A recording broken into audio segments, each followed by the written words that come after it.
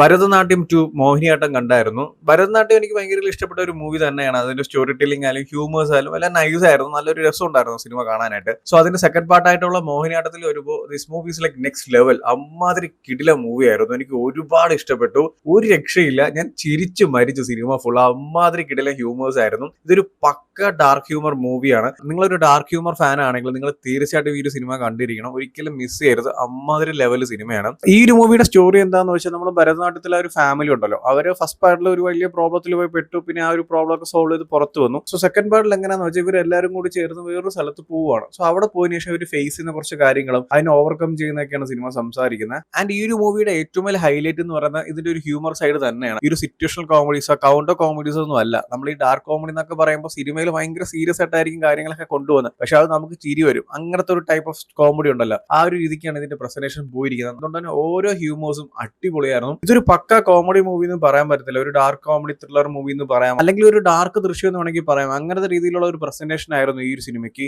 ആ ഒരു ഡാർക്ക് കോമഡീസും അല്ലെങ്കിൽ ആ ഒരു ക്രൈം ത്രില്ലർ ആയിട്ടുള്ള സിറ്റുവേഷനും ഈ രണ്ട് കാര്യങ്ങളും ഒരു ബ്ലെൻഡ് ചെയ്ത് കൊണ്ടുവന്ന ഒരു പ്രസന്റേഷൻ ഒക്കെ നൈസ് ആയിരുന്നു. എസ്പെഷ്യലി ആ ഓരോ കാര്യങ്ങൾ, അതായത് ഓരോ സീനായിട്ട് ഒരു എക്സിക്യൂട്ട് ചെയ്ത് വെച്ചിരിക്കുന്ന ഒക്കെ അടിപൊളിയായിരുന്നു. ഒരു സ്ഥലത്ത് പോലും എനിക്ക് ലാഗ് അടിച്ചില്ലോ അല്ലെങ്കിൽ ഒരു സ്ഥലത്ത് പോലും സീൻ വർക്കായില്ല എന്നൊന്നും എനിക്ക് തോന്നിയില്ല. സിനിമയുടെ സ്റ്റോറിയിലോട്ട് നമ്മൾ എത്തിക്കഴിഞ്ഞാൽ അല്ലെങ്കിൽ സിനിമയുടെ ഡാർക്ക് ഹ്യൂമറിലോട്ട് നമ്മളൊന്ന് കണക്ട് ആയി കഴിഞ്ഞാൽ പിന്നീട് സിനിമ വേറെ ലെവലാണ്. ആ ഒരു സ്റ്റോറിയിലോട്ട് എത്താൻ കുറച്ച് ടൈം എടുക്കുന്നുണ്ട്. അതായത് ഫസ്റ്റ് ഹാഫിൽ ആ ഒരു ക്യാരക്ടേഴ്സും സിറ്റുവേഷൻസും അവിടുത്തെ ഇവന്റ്സും അല്ലെങ്കിൽ ഇവർ ഫേസ് ചെയ്യുന്ന പ്രോബ്ലംസിന്റെ ഒക്കെ സ്റ്റാർട്ടിംഗ് ആയിട്ട് അല്ലെങ്കിൽ ആ ഒരു മൂവിയുടെ എക്സാക്ട് സ്റ്റോറിയിലോട്ട് എത്താൻ കുറച്ച് ടൈം, അതായത് കാര്യങ്ങളൊക്കെ ക്ലിയർ ആയിട്ട് ഭയങ്കര ഡീറ്റെയിൽ ആയിട്ട് തന്നെ സംസാരിച്ച് പോകുന്നുണ്ട്. ആൻഡ് സെക്കൻഡ് ഹാഫിലാണ് ആക്ച്വൽ സ്റ്റോറിയിലോട്ട് അവർ പോകുന്നത്. അപ്പൊ ഫസ്റ്റ് ഹാഫ് എടുത്ത് പറയുകയാണെങ്കിൽ നമ്മൾ ഭരതനാട്യം പോലത്തെ ഒരു ടൈപ്പ് ഓഫ് പ്രസന്റേഷൻ ആയിരുന്നു. പക്ഷെ സെക്കൻഡ് ഹാഫ് ആ ഒരു മൂവിയുടെ ആക്ച്വൽ സ്റ്റോറിയിലോട്ട് നമ്മൾ എത്തിക്കഴിഞ്ഞാൽ ഡാർക്ക് ഹ്യൂമേഴ്സ് ഒക്കെ നമുക്കൊന്ന് കണക്ട് ആയതിനു ശേഷം ആ ഒരു സിനിമയുടെ എൻഡ് വരെ മോനെ വേറെ ലെവലാണ്. ഒരുപാട് കോമഡീസ് കഴിഞ്ഞിട്ട് ഞാൻ ഇങ്ങനെ ആലോചിച്ചിരിക്കുകയായിരുന്നു. അമ്മാരി ലെവലായിട്ടുള്ള കോമഡീസ് ആണ് മൂവിയിൽ പ്രസന്റ് ചെയ്ത് വെച്ചിരിക്കുന്നത്. എല്ലാവർക്കും ഇങ്ങനത്തെ ടൈപ്പ് ഓഫ് ഹ്യൂമേഴ്സ് ഇഷ്ടപ്പെടുമെന്ന് എനിക്ക് അറിയത്തില്ല. ഇതൊരു പക്ക ഡാർക്ക് ഹ്യൂമർ മൂവിയാണ്. സോ ആ ഒരു ഡാർക്ക് ഹ്യൂമർ ഇഷ്ടപ്പെടുന്നവരാണെങ്കിൽ അല്ലെങ്കിൽ ആ ഒരു കാര്യം നിങ്ങൾ എൻജോയ് ചെയ്യുന്നവരാണെങ്കിൽ മോനെ ഈ ഒരു സിനിമ വേറെ ലെവൽ എക്സ്പീരിയൻസ് ആയിരിക്കും. ആൻഡ് ഈ ഒരു മൂവിയുടെ ബാക്ക് ബോൺ എന്ന് പറയുന്നത് ഈ ഒരു സിനിമയിലെ കുറച്ച് ആൾക്കാരുടെ പെർഫോമൻസ് ആണ്. ഒരുപാട് പേരുണ്ട് എടുത്ത് പറയാനായിട്ട്. ഷൈജു കുറുപ്പുണ്ട്, ജഗദീഷ് ഏട്ടനുണ്ട്, സുരാജ് ഏട്ടനുണ്ട്, വിനയ് ഫോർട്ട് ഉണ്ട്, ബേബി ജീനുണ്ട്, നന്ദു പൊടുവാലുണ്ട്, അങ്ങനെ ഒരുപാട് ആൾക്കാരുണ്ട്. ഇവരുടെയൊക്കെ പെർഫോമൻസ് വേറെ ലെവലായിരുന്നു. Especially baby gene. എന്റെ മോനെ, മൂപ്പര് എവിടെയൊക്കെ വരുന്നുണ്ടോ മൂപ്പര് ആ സീൻ തൂക്കും. എന്റെ ഒരു സിനിമ ബേബി ജീനാണ് തൂക്കിയിട്ടുള്ളത്, അതിൽ ഒരു സംശയം വേണ്ട. എവിടെയൊക്കെ വരുന്നുണ്ടോ അവിടെയൊക്കെ വേറെ ലെവൽ പെർഫോമൻസ് ആണ്. മൂപ്പര് ഇങ്ങനെ ഗേറ്റിൽ വന്നിരിക്കുന്ന ഒരു സീനുണ്ട്, ഇങ്ങനെ തൂങ്ങി കിടക്കുന്നത്. എനിക്ക് എന്തെന്ന് അറിയത്തില്ല, അത് കാണുമ്പോൾ ചിരി വരും. ആൻഡ് മൂപ്പരുടെ വേറൊരു സീനുണ്ട്, ഞാനത് ഡീറ്റെയിൽ ആയിട്ട് പറയുന്നില്ല. ഈ ഒരു ഫുൾ ഫാമിലി ഉണ്ടല്ലോ ഭരതനാട്യത്തിലെ അല്ലെങ്കിൽ മോഹിനിയാട്ടത്തിലുള്ള ഫുൾ ഫാമിലി ഇങ്ങനെ നിൽക്കുമ്പോൾ ബേബി ജീൻ വരുന്നൊരു സീനുണ്ട്.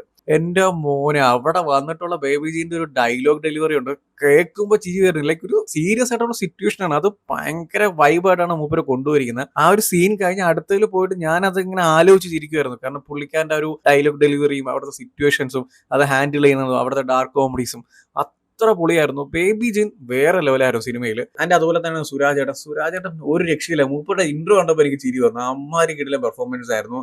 ആൻഡ് നന്ദു പൊതുവാൾ കിടിലൻ പെർഫോമൻസ് ആയിരുന്നു. മറ്റേ വഴിപോക്കനായിട്ടൊക്കെ വരത്തില്ല, ഇതിൽ തന്നെ ഒരു ഡയലോഗ് ഉണ്ട്, നീ പോടാ വഴിപോക്കെന്നൊക്കെ പറഞ്ഞിട്ട്. അല്ലെങ്കിൽ മിക്ക മൂവീസിലും പുള്ളിക്കാരൻ വഴിപോക്കനോ സൈഡിലൊക്കെ ഇരിക്കുന്ന ആളായിരിക്കും. ഒരു വെട്ടത്തിലൊക്കെ ട്രെയിനിലിരിക്കുന്ന ഒരാളില്ലേ പുള്ളിക്കാരനും. മൂപ്പരുടെ എല്ലാ സീനും നൈസ് ആയിരുന്നു. മൂപ്പര് നല്ല അടിപൊളിയായിട്ടാണ് ആ ഒരു ക്യാരക്ടറിനെ ഹാൻഡിൽ ചെയ്തിരിക്കുന്നത്. എല്ലാവരും ഈ സിനിമയിൽ അഭിനയിച്ചിട്ടുള്ള എല്ലാവരും നല്ല കിടിലൻ പെർഫോമൻസ് ആയിരുന്നു. ഈ സിനിമയുടെ ഏറ്റവും വലിയ ബാക്ക് ബോൺ അവർ തന്നെയാണ്. ലൈക്ക് ഡാർക്ക് കോമഡിയാണ്, ഒരു ത്രില്ലർ മൂവിയാണ്, ഭയങ്കര കിടിലായിട്ടുള്ള ഹ്യൂമേഴ്സ് ഒക്കെ ഉണ്ടെന്ന് പറഞ്ഞാൽ ഇതിലൊക്കെ പെർഫോം ചെയ്ത് കൊണ്ടുവന്ന ഇവരാണ്. സോ അവരുടെ പെർഫോമൻസ് ആണ് ഈ സിനിമയുടെ ഏറ്റവും വലിയ ബാക്ക് ബോൺ എന്ന് വേണമെങ്കിൽ പറയാം. കിടിലൻ പെർഫോമൻസ് ആയിരുന്നു എല്ലാവരും. ആൻഡ് അതുപോലെ തന്നെ ജഗദീഷ് ഏട്ടൻ എടുത്തു പറയണം, ഒരു രക്ഷയില്ലാത്ത ഒരു പെർഫോമൻസ് ആയിരുന്നു. ഒരു സീരിയസ് സിറ്റുവേഷനിലാണ് മൂപ്പര് വരുന്നത്. ആ ഒരു സിറ്റുവേഷൻ മൂപ്പര് ഹാൻഡിൽ ചെയ്യണമുണ്ടല്ലോ മോനെ, അടിപൊളിയായിരുന്നു. ആൻഡ് ഈ ഒരു മൂവിയുടെ ടെക്നിക്കൽ സൈഡിലോട്ട് വരുമ്പോൾ സിനിമാറ്റോഗ്രാഫിയിലും എഡിറ്റിംഗിലും മ്യൂസിക്കായാലും എല്ലാം നൈസ് ആയിരുന്നു. മ്യൂസിക് ചെയ്തിരിക്കുന്ന ഇലക്ട്രോണിക് കിളി എന്നാണ് പേര്. ഒരു രക്ഷയില്ല മോനെ, അടിപൊളി, നല്ല കിട മ്യൂസിക് ആയിരുന്നു. അതിൽ ഇടയ്ക്ക് ഒരു ബേബി ജീന്റെ ട്രാക്ക് ഒക്കെ വരുന്നുണ്ട്, അടിപൊളിയായിരുന്നു.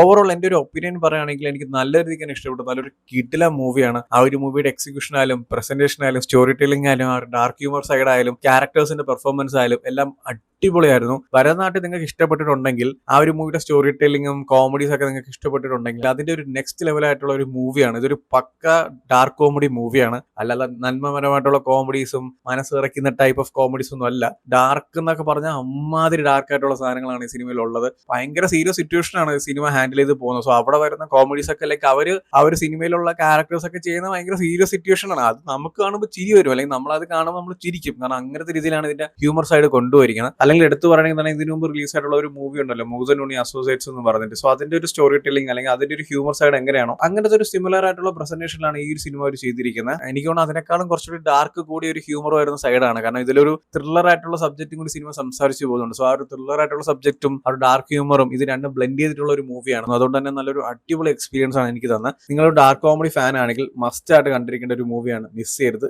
ലെവൽ പടമാണ്. സോ എന്തായാലും ചെക്ക് ചെയ്ത് നോക്കുക. ഓൾറെഡി ഈ ഒരു മൂവി കണ്ടവരാണെങ്കിൽ നിങ്ങളുടെ ഒപ്പീനിയൻസ് എന്താ വെച്ചാൽ കമന്റ് ചെയ്യൂ. വീഡിയോ ഇഷ്ടപ്പെട്ടാൽ ലൈക്ക് ചെയ്യൂ, ഷെയർ ചെയ്യൂ. ഇതുപോലത്തെ കൂടുതൽ വീഡിയോസിന് ചാനൽ സബ്സ്ക്രൈബ് ചെയ്യൂ. Thank you so much.